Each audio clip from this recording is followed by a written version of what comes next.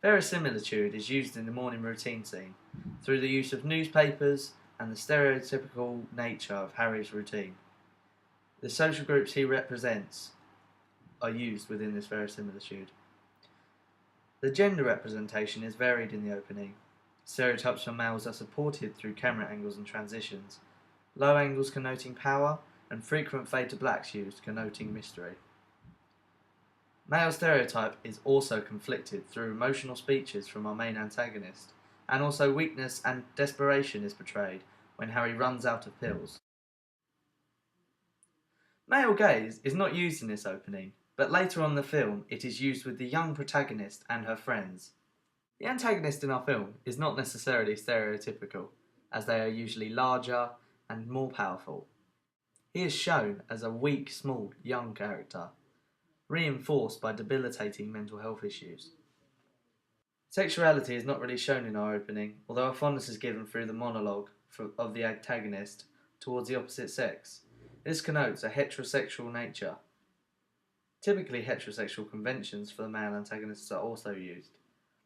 Sexuality will be represented in our feature-length film a lot more heavily. Age is represented in this film stereotypically, as our actor, seen as a younger male, is connoted as naive and heavy-handed. This is common amongst younger males in psychological thrillers and other films. This is not what we originally set out to portray. At first we decided we would like to cast a middle-aged man as our antagonist.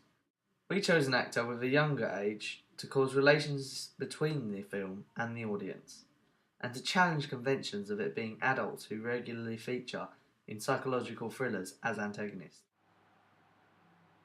The story in our opening is told from the side of Harry, our lonely male antagonist who is searching for Penny. Although the identity of Penny is not given, assumptions will be made by our audience. Our target audience of teenagers of demographic group E will also use the uses and gratifications model to challenge and understand the deeper connection to this film. The social group of disability is represented slightly through mental illness, stereotypically connoting weakness and dependency, described in Paul Hunt's theory of disability representation. Regionality and ethnicity are not highly represented, but would be touched on more in the rest of our film.